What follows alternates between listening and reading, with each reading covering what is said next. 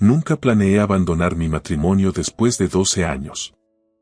Pero cuando ella me llevó al límite, lanzándome aquel ultimátum frente a todos nuestros amigos como quien dicta una sentencia judicial, algo dentro de mí estalló. Dicen que los tranquilos somos los más peligrosos cuando finalmente nos quebramos, y esa noche descubrí exactamente de qué era capaz. Aquello los aterrorizó a todos, pero especialmente a ella, que siempre creyó tener el control absoluto de mi gravedad. Esta es la historia de cómo recuperé las riendas de mi vida y mi propia dignidad. Mi nombre es David Alonso. Tengo 39 años y estuve casado con Verónica durante 12 inviernos que terminaron por congelarlo todo. Nos conocimos en un retiro corporativo en los Pirineos, cerca de Huesca. Fue una de esas pesadillas de team building diseñadas por recursos humanos donde te obligan a dejarte caer hacia atrás, a ciegas, para que un compañero te sostenga. Ella me atrapó. Recuerdo haber pensado en lo firmes que eran sus manos, no flaquearon ni un milímetro. ¡Qué seguridad! Así es Verónica en todo. Guapa, decidida, imparable. Una fuerza de la naturaleza que arrasa con lo que sea una vez que se le mete algo entre ceja y ceja. En aquel entonces, éramos la pareja que todos envidiaban en Madrid. El dúo dinámico de la consultora. Nos quedábamos despiertos hasta las tantas planeando nuestro futuro entre besos y copas de Ribera, trazando la trayectoria de nuestras carreras como si fueran mapas del tesoro. Soñábamos con una casa con patio andaluz para los veranos y con 2 hijos. Un niño y una niña. Naturalmente, lo teníamos todo bajo control. Pero es curioso cómo la vida se ríe de tus esquemas. El aborto espontáneo lo cambió todo. Nos cambió a nosotros de una forma irreversible. Fue temprano, apenas a las 11 semanas, pero aquel temporal arrasó con nuestro mapa perfecto. Yo necesitaba hablar, compartir el vacío, llorar la pérdida de lo que no llegó a ser. Verónica, en cambio, prefirió hacer como si nada hubiera pasado. Se refugió en el trabajo, ascendiendo en la escala corporativa con un enfoque tan obsesivo y frío que no dejó espacio para el duelo. Ni para mí. Recuerdo perfectamente la mañana en que sentí, por primera vez, el abismo real entre nosotros. No hubo portazos ni gritos dramáticos, eso habría sido más fácil de gestionar. Solo estábamos Verónica y yo en la isla de la cocina. Ella deslizaba el dedo por la pantalla de su iPhone con una rapidez mecánica mientras yo intentaba proponerle una escapada de fin de semana a la casa de campo que sus padres tienen en la Sierra de Guadarrama. Dejé de hablar a mitad de la frase al darme cuenta de que mis palabras rebotaban contra un muro de cristal. Levantó la vista un segundo, parpadeó con esa impaciencia contenida y me pidió que repitiera, pero sus ojos ya se desviaban de nuevo hacia la bandeja de entrada. Déjalo, dije con un nudo en la garganta. No era importante. Ella asintió distraída, murmurando algo sobre un cliente de Barcelona, y volvió a sumergirse en cualquier correo que hubiera captado su atención. Me quedé allí plantado, con 2 tazas de café humeando en las manos, sintiéndome un mueble más en mi propia cocina. Mi amigo Mark fue el primero en soltar la lengua. Estábamos viendo un partido del Real Madrid en su casa, con el volumen alto para no tener que pensar mucho, cuando me soltó a bocajarro que cómo iban las cosas por el hogar. Le di el estándar bien que nos soltamos los hombres cuando no queremos abrir la caja de los truenos. ¿Estás seguro, David?, insistió Mark, sin apartar los ojos de la tele. A Verónica se la ve distinta últimamente. Distante, como si estuviera en otra liga. Me puse a la defensiva al instante, sintiendo una punzada de orgullo herido. Solo está agobiada. Tienen una fusión importante en el despacho y no da abasto. Mark asintió despacio y le dio un trago largo a su Estrella Galicia. Siempre hay una fusión importante, tío. Siempre. Cambié de tema, pero sus palabras se me quedaron grabadas a fuego porque daban en el clavo. Siempre había algo. Una emergencia de última hora, un viaje a la oficina central, una cena ineludible. Y yo siempre era el tipo comprensivo, el que apoyaba incondicionalmente, el que esperaba en casa con la cena caliente y una sonrisa ensayada. Siempre el fiable David, el que nunca levantaba la voz, el que nunca protestaba. Me había convertido en un calzonazos profesional, un actor secundario en la película de mi propia mujer. Hasta la noche en que el guión saltó por los aires. Lo vi por primera vez en la cena de Navidad de la empresa, entre el ruido de copas de cava y las risas forzadas de los compromisos corporativos. Esa mirada en los ojos de Verónica cuando hablaba con Ricardo Bastida, el nuevo vicepresidente de marketing, me revolvió algo por dentro. No era una atracción física evidente, sino algo más peligroso. Fascinación intelectual. Él era todo lo que Verónica admiraba y todo lo que yo no era. Ruidoso, cargante, con esa seguridad de quien nunca ha dudado de sí mismo y una colección de historias impostadas sobre paracaidismo en Nueva Zelanda y navegación por las Cícladas. Yo me quedé en un rincón, refugiado en un gin tonic que se iba quedando aguado, observando a mi mujer reírse de sus chistes como si fueran la cima del ingenio, con una entrega que hacía tiempo no me dedicaba a mí. Solo está haciendo contactos, intenté convencerme. Conocía a Verónica, sabía que construir puentes era su forma de trepar y siempre había admirado esa ambición. Pero cuando vi que su mano se posaba en el brazo de él un segundo de más, bajo las luces estridentes del salón de eventos, un frío glacial se instaló en mi estómago. Más tarde, mientras conducía de vuelta a casa bajo una lluvia fina que empañaba los cristales del coche, pregunté por Ricardo intentando sonar casual. Es brillante, soltó ella sin despegar la vista del móvil. ¿Sabías que ha duplicado la tasa de conversión en solo 3 meses? Es un genio de los datos. Fascinante, murmuré con una ironía que no pudo ocultar mi desgana. Verónica levantó la vista, escrutándome con fastidio. ¿Y ese tono? ¿Qué se supone que significa eso? Nada. Solo que se nota que habéis conectado muy bien, respondí manteniendo la vista fija en la carretera. Ella soltó ese suspiro. El suspiro de David, eres un lastre. Se llama ser profesional, David. A algunos de nosotros sí nos importa prosperar y no quedarnos estancados en la mediocridad. El dardo fue directo al centro. El año pasado rechacé aquel ascenso en Bilbao porque me gustaba nuestra vida en Madrid, nuestro barrio, los amigos de siempre. Ella nunca me lo perdonó. Para Verónica, las raíces eran solo algo que te impedía volar. En el fondo, yo seguía guardando la esperanza de que, sin el estrés de una mudanza, pudiéramos intentar tener otro bebé. Pero viendo su perfil iluminado por la luz azul del teléfono, esa esperanza me pareció una estupidez de niño pequeño. Al llegar a casa, el silencio fue sepulcral. Verónica se quitó los tacones con un gesto seco y subió las escaleras sin decir palabra, ni un buenas noches. Se acabaron las copas de vino frente a la chimenea para comentar los cotilleos de la oficina o reírnos de las borracheras de los jefes. Solo oí el ruido de la ducha y, poco después, el portazo definitivo de su dormitorio.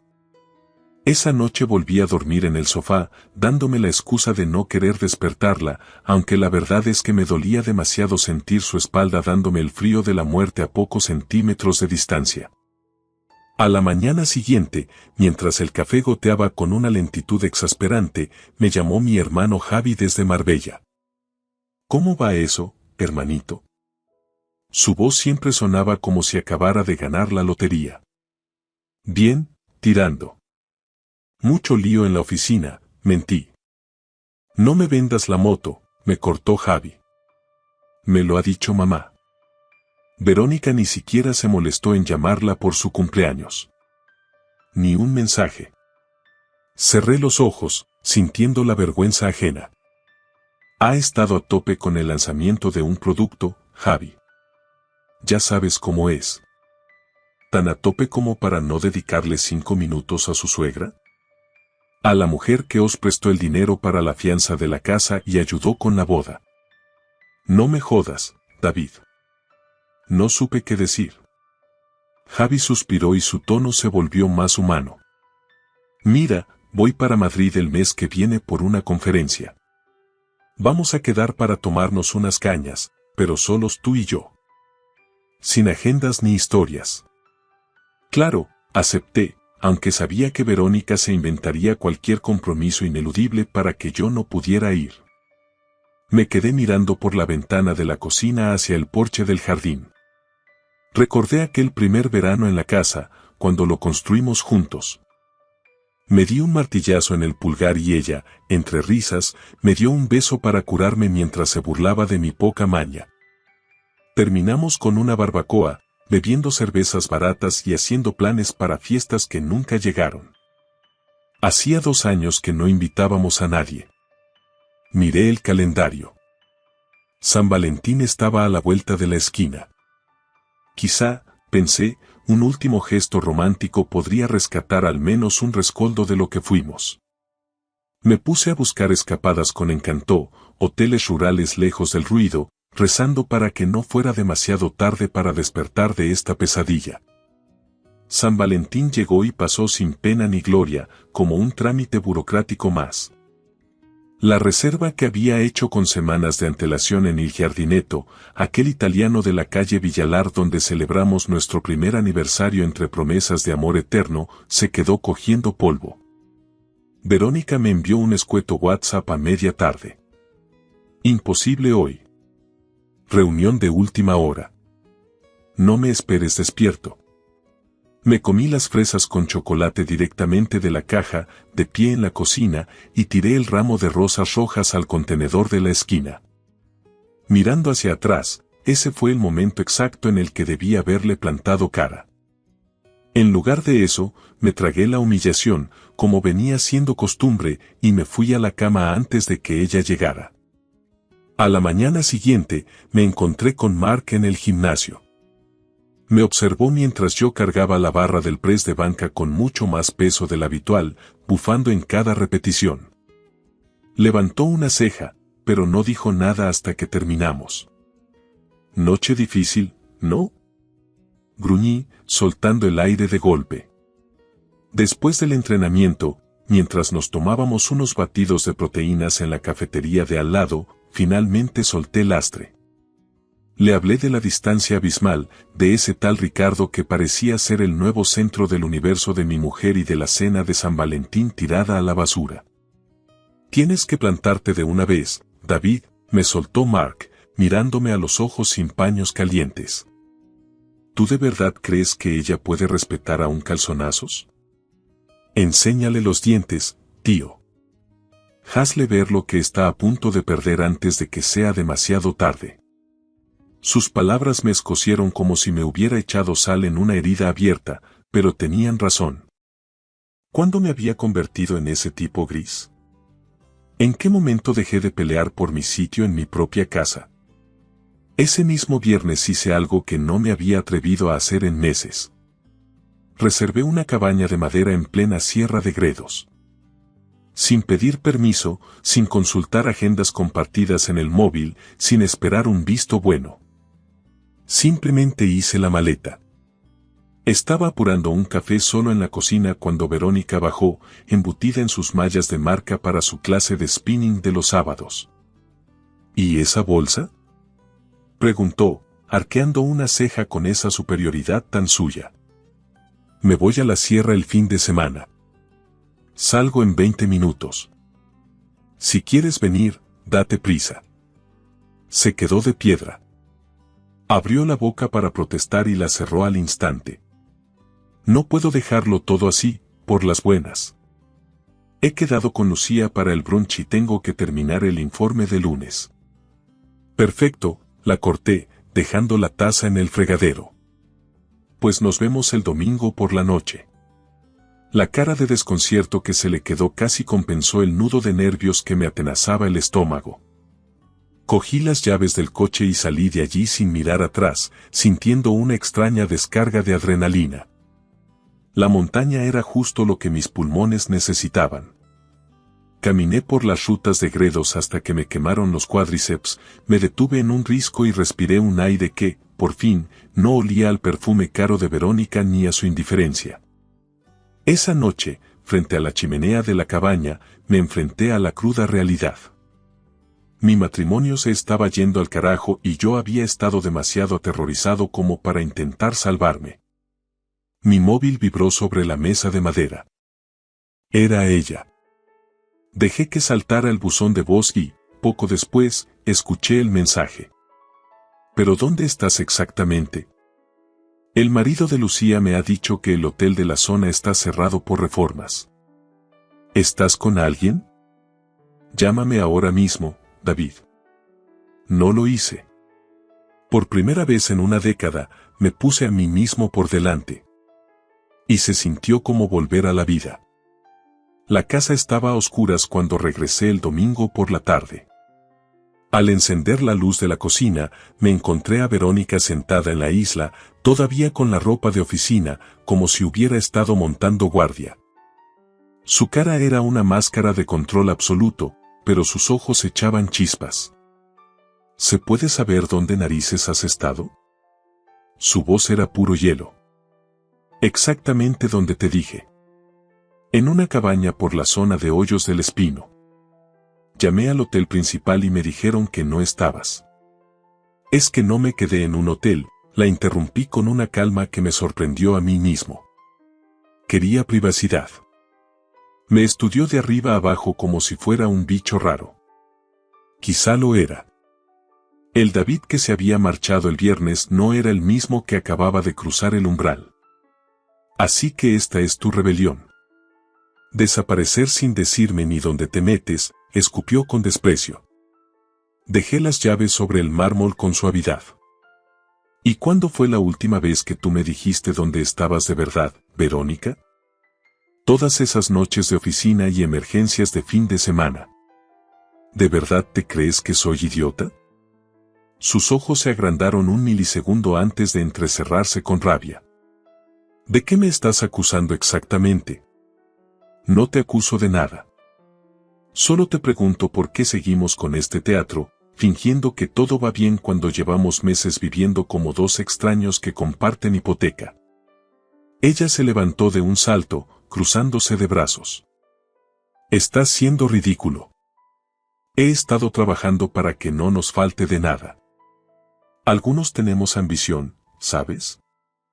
No, Verónica. Algunos tenemos prioridades. Y está claro que yo ya no soy la tuya. En ese momento, se oyó el sonido de la cerradura y risas en el pasillo. Maldita sea, lo había olvidado por completo. Era la noche de juegos con los Hernández y los Varela. Verónica se había empeñado en ser los anfitriones semanas atrás, aunque no jugábamos a nada desde hacía siglos. Terminaremos esto luego, me siseó ella con los dientes apretados, transformando su rostro en la máscara de la anfitriona perfecta. No, dije con una firmeza que hizo que se detuviera en seco. Lo terminamos ahora. La voz de Lucía Hernández llegó desde el recibidor. Hola. ¿Hay alguien en este casoplón? La cara de Verónica pasó del blanco al rojo en un segundo. Ni se te ocurra montar un numerito delante de ellos, David. No te atrevas. Pero algo en mi interior se había roto definitivamente. Todos esos meses de silencio, de aceptar migajas, de sentirme invisible. Se habían acabado. El volcán estaba a punto de entrar en erupción. Las parejas entraron en casa cargadas con botellas de vino y bolsas de aperitivos de gourmet, pero sus sonrisas flaquearon al instante al chocar contra el muro de tensión que flotaba en el aire. Verónica, con una velocidad asombrosa, se puso su máscara social, esa misma que le había valido el premio a la mejor ejecutiva 3 años seguidos. David acaba de llegar de una escapada en solitario, todavía está aterrizando, dijo ella con una risa falsa. ¿Quién quiere una copa de Ribera? Pero yo estaba harto de la función de teatro. No podía más. En realidad, dije, elevando la voz por encima del murmullo, creo que lo mejor es que os vayáis todos a casa. Verónica y yo tenemos que hablar de algo importante. Ahora mismo. Ella se quedó helada, con el sacacorchos en una mano y la botella en la otra. Me lanzó una mirada que pretendía aniquilarme. David, corta ya. Estás haciendo el ridículo y poniendo a todo el mundo en un compromiso. No, Verónica. Por primera vez en mucho tiempo estoy siendo honesto conmigo mismo. Me giré hacia nuestros amigos, que no sabían dónde meterse. Lo siento, de verdad, pero no estamos para visitas esta noche. Fue entonces cuando ella, por primera vez en 12 años, perdió los papeles por completo. Estampó la botella sobre la encimera de mármol. El vino tinto salpicó el blanco inmaculado de la cocina, pareciendo una mancha de sangre. Tú no decides esto. Escupió ella, con la cara desencajada. No puedes aparecer aquí después de haberte largado todo el fin de semana a saber dónde y empezar a dar órdenes en mi casa. Me presionó demasiado. Me lanzó un órdago justo delante de todos, convencida de que yo, el fiable David, me achantaría como siempre. O pasas por el aro ahora mismo y pides perdón, o te largas. O te quedas aquí y te comportas, o cruzas esa puerta para no volver. Tú eliges. No dije ni una palabra. No hubo gritos ni más reproches. Simplemente cogí las llaves del coche que estaban sobre la mesa y me marché. El silencio que dejé atrás, mientras bajaba las escaleras, fue absoluto y sepulcral. Conduje durante la noche sin un destino fijo, sintiendo como la adrenalina se mezclaba con una extraña sensación de vacío. Necesitaba poner kilómetros entre esa casa y yo. Terminé en el Gato Negro, un bar de esos de barrio que resisten al tiempo, donde Mark y yo a veces veíamos los derbis. El lugar estaba casi vacío, típico de un domingo noche. Un whisky solo, sin hielo, le dije a la camarera, una mujer con los brazos tatuados y mirada de vuelta de todo. Al segundo trago, el móvil empezó a vibrar como un animal herido en mi bolsillo. Primero Verónica, luego Lucía, luego Marcos Varela. Seguramente pidiendo explicaciones o intentando mediar. Lo apagué y lo guardé en la chaqueta. Líos de faldas, ¿no? Soltó la camarera dejando otro vaso frente a mí. ¿Tanto se me nota? Tienes esa cara de quien está decidiendo si saltar al vacío o volver a la jaula, dijo mientras pasaba un paño por la barra. Me reí sin ninguna gana. He terminado de luchar por alguien que dejó de luchar por nosotros hace siglos. Ella sintió y se fue a atender a un viejo que dormitaba en una esquina. Agradecí que no me soltara los típicos clichés de mañana lo verás todo mejor o por qué no vais a terapia. Sabía, igual que yo, que hay cosas que se rompen con tanta saña que no hay pegamento en el mundo que pueda devolverle su forma original. Mi alianza de boda pesaba quintales. La giré sobre el dedo, recordando el día en que nos la pusimos en aquella iglesia de Huesca. Qué seguros estábamos de todo. Qué estúpidamente ingenuos éramos. Esa noche dormí en el sofá de Mark. No me hizo ni una sola pregunta, se limitó a lanzarme una manta y señalar el cuarto de invitados. Quédate el tiempo que te haga falta, tío. A la mañana siguiente pedí el día libre por asuntos propios, algo que no hacía en años. Conduje hasta la casa de campo de mi hermano Javi, a 1 hora de Madrid. Me había dado una copia de las llaves hacía tiempo por si quería desconectar. La casa olía a pino, a leña fría y a esa calma que solo da el campo. Me senté en el porche, mirando el horizonte, y empecé a hacer una lista. Pero no era una lista de pros y contras de mi matrimonio, esa etapa ya estaba enterrada, sino de pasos prácticos. Necesitaba buscar un piso. Teníamos que hablar con abogados. Había que desenredar 12 años de una vida compartida que se había vuelto un nudo gordiano. El pensamiento de enfrentarme a un divorcio debería haberme aterrorizado. Sin embargo, mientras el sol calentaba el porche, me sentí más ligero que nunca. Pasara lo que pasara a partir de ahora, al menos la mentira se había terminado. El móvil vibró en cuanto me atreví a encenderlo. Un mensaje de Verónica. Tenemos que hablar. ¿Dónde estás? Ni una disculpa. Ni un ápice de remordimiento por lo que había pasado delante de todos. Solo una orden directa, seca, como si estuviera convocando a un becario a su despacho.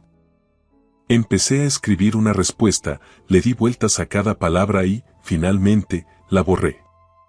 Hay conversaciones que no se pueden tener por WhatsApp. El texto no tiene alma y ella era experta en retorcer los silencios. En su lugar, llamé a la única persona que sabía que no me bailaría el agua. Mamá. Sí, soy yo. ¿Tienes un momento? Mi madre escuchó sin interrumpir, un milagro en ella, mientras yo soltaba todo el lastre de estos meses. Siempre pensé que Verónica era demasiado perfecta, sentenció finalmente, como si estuviera representando un papel en una obra de teatro que ella misma dirigía. Escúchame bien, David. Te mereces a alguien que quiera al David de verdad, no a la pieza de ajedrez que mejor encaja en su tablero de éxito. Me quedé mirando el reflejo de los árboles en el agua. Creo que se ha acabado, mamá. De hecho, se acabó hace mucho tiempo, pero no quería verlo. Entonces sé un caballero, pero sé tajante. No lo alargues más de la cuenta. Tu padre y yo te criamos para ser un buen hombre, David, pero eso no significa ser un mártir. Después de colgar, le envié un mensaje escueto a Verónica. Estaré en casa mañana por la tarde para hablar. A solas. Su respuesta fue instantánea. He estado muerta de preocupación. ¿Dónde narices estás? No contesté. Por una vez en mi vida, no sentí la obligación de dar explicaciones ni de calmar sus nervios. Regresé a Madrid con las ventanillas bajadas a pesar del frío de la sierra. Sonaba Sabina en la radio, con esa voz de lija cantando sobre derrotas que saben a victoria y nuevos comienzos. Me sentía limpio, como si el aire de Gredos me hubiera purgado los pulmones. La casa estaba a oscuras, a excepción de una luz amarillenta en la cocina. Verónica estaba allí, sentada en la isla con una copa de vino y el maquillaje impecable, como si acabara de salir de una reunión de junta directiva. ¿Dónde has estado? Ni un hola, ni un gesto de alivio. Solo reproche. Me dejaste en evidencia delante de todo el mundo. Fue humillante, David. Me voy a mudar, Verónica. Sus ojos se agrandaron, perdiendo por un segundo esa frialdad calculada. Este no era el guión que ella había ensayado mentalmente. No seas dramático, por Dios. Tuvimos una bronca fuerte, vale. Todas las parejas discuten. No hemos sido una pareja de verdad en años. Somos dos desconocidos que comparten una hipoteca y una apariencia. ¿Es por Ricardo? Escupió ella. Porque te juro que no pasó nada. Es solo un contacto. No es por él. Es por nosotros. Por cómo te brillan los ojos cuando hablas de un ascenso o de una fusión, y cómo se te apagan cuando me miras a mí. Ah, claro. Ahora tener ambición es un pecado capital. Gritó, levantándose de la silla. No lo es. Pero dejaste de tener ilusión por nuestra vida juntos hace mucho tiempo. Y yo, por cobardía, te seguí la corriente. Se acercó a mí, invadiendo mi espacio. Por un momento, una parte de mí esperó que intentara abrazarme o que llorara, que me devolviera al David sumiso de siempre. Pero se limitó a cruzarse de brazos, altiva. ¿Qué esperas de mí, David? ¿Que deje mi carrera? ¿Que me convierta en una maruja de los años 50? Quiero que seas honesta contigo misma, porque lo que realmente quieres no es a mí, sino a alguien que no te estorbe en tu camino. Su silencio, denso y cargado de verdades no dichas, fue la respuesta definitiva. 2 semanas después, encontré un piso en el centro, cerca de Madrid Río, con unos ventanales enormes que daban al Manzanares. No tenía nada que ver con el chalet adosado de las afueras. Era un espacio mío, con mis reglas. Javi me ayudó con la mudanza de las pocas cosas que quise llevarme. Mi ropa, el sillón de orejas de mi abuelo y mi colección de vinilos que Verónica siempre había tildado de trastos viejos que cogían polvo. A mí, en cambio, me encantaba el ritual. Sacar el disco de la funda, colocar la aguja y disfrutar de ese primer crujido analógico antes de que estallara la música. Te veo mejor, tío, dijo Javi mientras abríamos un par de tercios de cerveza entre cajas a medio abrir. Mucho mejor de lo que imaginaba. Estoy en el camino. Mañana presento la demanda de divorcio. ¿Ha sido a piñón fijo, ¿Ni una oportunidad de arreglarlo? Tuvimos una última charla que lo dejó todo claro. No le conté que, cuando Verónica se dio cuenta de que esta vez no iba a dar mi brazo a torcer, lo único que gritó fue: «No puedes tirar 12 años a la basura». ¿Tienes idea de lo que va a pensar la gente? ¿De cómo va a quedar mi imagen? Ni un te quiero, ni un no te vayas. Solo pánico por el que dirán.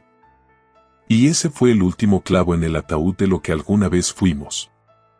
Meses después, el otoño madrileño empezó a teñir la ribera del Manzanares de tonos ámbar y oro. Poco a poco, casi sin darme cuenta, había construido una rutina que me sentaba como un traje a medida.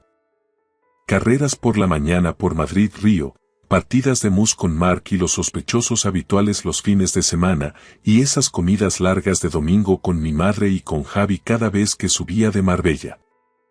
Era una vida mucho más sencilla, sin el brillo artificial de los eventos corporativos, pero era una vida puramente mía.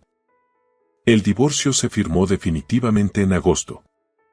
Verónica se quedó con el chalet de las afueras, pero terminó vendiéndolo a los pocos meses, supongo que le sobraban demasiados metros cuadrados de silencio, y se mudó a un loft de diseño cerca de las 4 Torres. Nos cruzamos una vez por casualidad en una cafetería de Chamberí. Fue una charla incómoda de apenas 5 minutos. Parecía que hablábamos un idioma distinto, como si estuviéramos recordando a dos personas que ya no existían. Me di cuenta de que ya no sentía rabia, solo una extraña y liberadora indiferencia. Un sábado por la mañana, mientras estiraba después de correr junto al río, me encontré con Lucía Hernández paseando a su perro. David. Me llamó con una sonrisa sincera. ¡Qué alegría verte! No te dejas ver el pelo. Escucha, los Varela organizan una cena en su casa el próximo sábado. Me han preguntado 1000 veces si te animarías a venir. ¿Voy solo o tengo que llevar a alguien para que no me miren con lástima? Bromeé, secándome el sudor. Lucía se rió y se puso un poco colorada. Bueno. Dijeron que mi hermana Raquel está en Madrid. ¿Ya la conociste en nuestro aniversario, te acuerdas? También se ha divorciado hace poco y acaba de volver de Barcelona para instalarse aquí. Recordaba perfectamente a Raquel. Inteligente, con los pies en la tierra y una risa contagiosa que llenaba cualquier habitación sin necesidad de llamar la atención. No sé yo si estoy para citas a ciegas, Lucía. Dije con cautela. No es una cita, pesado. Es solo una cena entre amigos de toda la vida. Te echamos de menos, David. No tiene sentido que hayamos perdido el contacto solo porque. Bueno, porque tu matrimonio saltara por los aires delante de todos. Vale, acepté, sintiendo que por primera vez no me pesaba el compromiso. ¿A qué hora me paso? 2 semanas después, esa cena se convirtió en una caña, luego en una cena a solas con Raquel, luego en un concierto en el Wisink y en una ruta de senderismo por la Pedriza. Cada día con ella era como descubrir habitaciones nuevas y luminosas en una casa que creía conocer por completo, pero que en realidad siempre había tenido las persianas bajadas. Una mañana de noviembre, volví a entrar en el Gato Negro. Pero esta vez no iba para ahogar las penas ni para huir de nadie, sino para tomarme un aperitivo con Javi antes de ir juntos al Bernabéu a ver el partido. Te veo bien, hermano, dijo él, observándome mientras pedíamos unos calamares. Pero bien de verdad. Lo estoy. Me ha costado Dios y ayuda, pero he llegado a la orilla. Y Raquel ha sido un apoyo increíble, pero no lo es todo. Primero tuve que redescubrir quién era David Alonso cuando nadie lo estaba mirando. Javi levantó su caña. Por saber marcharse a tiempo, que es un arte. Y por todo lo bueno que viene después, añadí yo, chocando mi vaso con el suyo. Esa noche, relajado en el sofá de Raquel después de cenar, le conté la historia de la noche en que me fui de casa. Le hablé de la fuerza sobrehumana que me costó dar aquel paso hacia lo desconocido, con el corazón en la garganta. Eso requirió un valor que mucha gente no tiene, dijo ella, entrelazando sus dedos con los míos. No solo por irte, sino por tener la valentía de construir algo nuevo sobre las cenizas. Resulta que soy bastante más fuerte de lo que me habían hecho creer, respondí. Me alegro de que lo hayas descubierto tú mismo, susurró ella, inclinándose para un beso que no sabía a despedida, sino a un comienzo real. Afuera, empezaban a caer los primeros copos de nieve del invierno sobre Madrid, cubriendo los restos del año viejo con un manto blanco y limpio. Había abandonado una vida que ya no me quedaba bien y, al hacerlo, había caminado hacia el hombre que estaba destinado a ser desde el principio.